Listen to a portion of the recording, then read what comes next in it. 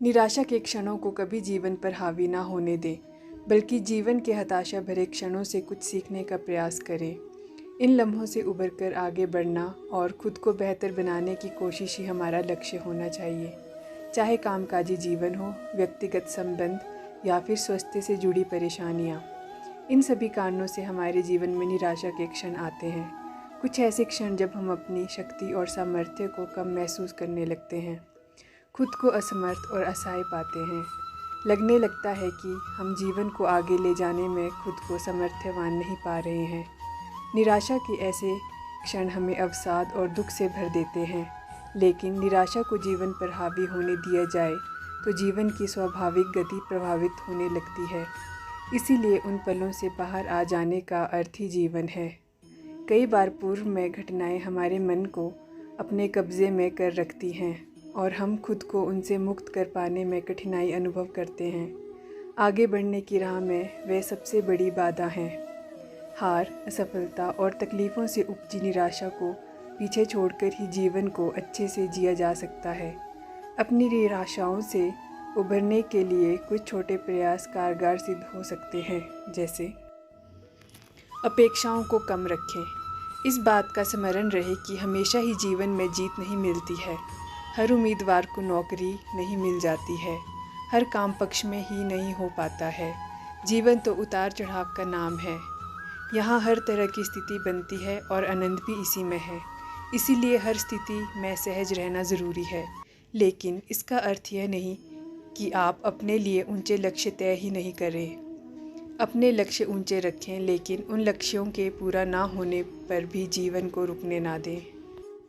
King Solomon ने एक जगह लिखा है, जब मैं उन चीज़ों को देखता हूँ जिन्हें पाने के लिए मैंने कड़ी मेहनत की, तो वे सारी चीज़ें बहुत अर्थहीन नज़र आती हैं। मुझे ऐसा लगता है मानो मैं हवा का पीछा कर रहा था। इसीलिए अपनी अपेक्षाओं का एक संतुलन बनाना ज़रूरी है। उनके लिए प्रयास हो, लेकिन प्रयास सफल ना होने पर निराशा घर ना करे। अपने मन का हो तो अच्छा और ना हो तो और भी अच्छा के भाव से अपनी अपेक्षाओं पर खरा उतरने का प्रयास करें।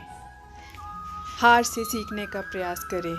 असफलता और हार भी हमें बहुत कुछ सीखने का मौका देती हैं। जब भी हम हारते हैं या निराश होते हैं, तब हम धैर्य रखना सीखते हैं।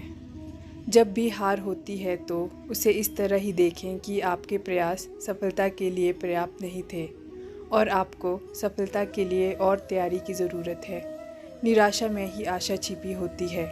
क्रिकेट के मैच में एक टीम हारती है, लेकिन अगले मैच में वह इस हार को भुलाकर जीतने की कोशिश करती है। ऐसे भी पर्वतारोही हैं जिन्हें पर्वत ने कई बार हराया, लेकिन उन्होंने जीत के लिए साहस नहीं हारा और अंततः पर्वत उनकी इच्छा शक्ति के आगे झुका। तो अपनी हार में उन कारणों को ढूंढने का प्रयास होना चाहिए जिनसे आप सफलता से दूर रहे, और उन्हें सुधारने का प्रयास आपको विजेता बनाता है। जब आप एक एक करके अपनी कमज़ोरियों पर काम करते हैं, तो आप खुद को विपरीत परिस्थितियों के योग्य बना लेते हैं। मित्रों की ले मदद। जब भी जीवन में हताशा से सामना हो, तो अपने मित्रों के साथ समय बिताएं। ऐसे समय जबकि आप हताशा महसूस कर रहे हैं, तब खुद को दुनिया से अलग थलग ना कर लें, क्योंकि इस तरह आप अपने ही विचारों में कैद हो जाते हैं। मित्र उन खिड़कियों की तरह होते हैं जिनसे जीवन में ताज़ी हवा आती है। चाहे कितनी भी विकट परिस्थिति क्यों ना हो, एक अच्छा मित्र आपको गहन निराशा के क्षणों से उबारने का काम करता है। अक्सर हम परिवार के साथ बहुत सी बातें साझा नहीं कर पाते हैं, क्योंकि उम्र और समझ का अंतर बीच में होता है। लेकिन हमारे मित्र हमारी मनोस्थिति और हमारे बर्ताव को बेहतर तरीके से समझते हैं। वे हमारी ज़रूरतों से परिचित होते हैं और इसीलिए उनके सामने अपनी पीड़ा कहने में किसी तरह की झिझक नहीं होनी चाहिए। वे ठीक समाधान तलाशने में हमारी मदद करते हैं। एक अच्छा दोस्त विकट परिस्थितियों में हमारा सबसे बेहतर मार्गदर्शक होता है। प्रिय चीज़ों से जुड़ें। जब भी आप कमज़ोर क्षणों से गुज़रें, तो उन चीज़ों से जुड़ें जो आपको खुशी देती हों। आपका आनंद चाहे जो हो, उसमें डूबने की कोशिश करें। जब आप अपने आनंद के क्षेत्र में डूबेंगे, तो निराशा से उबर जाएंगे। निराशा हम इसलिए महसूस करते हैं कि हमें जीवन का कोई अर्थ नज़र नहीं आता है।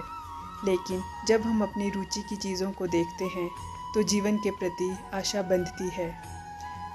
कोई अच्छी पुस्तक, कविता, संगीत, फिल्म या मन बहलाव का कोई भी अन्य माध्यम जो हमारा ध्यान निराशा के उन क्षणों से कहीं और ले जाता हो, वह ऐसे समय में हमारा आश्रय बन सकता है और हमें राहत दे सकता है।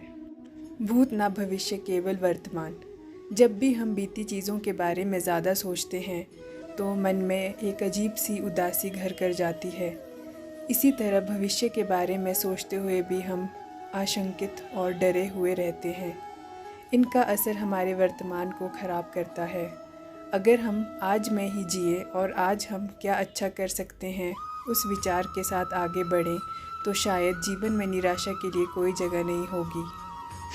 हम जो नहीं कर पाए उसके लिए उदास क्यों होना। हम आज जो कर सकते हैं उस पर बीते दिनों का असर आखिर क्यों आने देना चाहिए।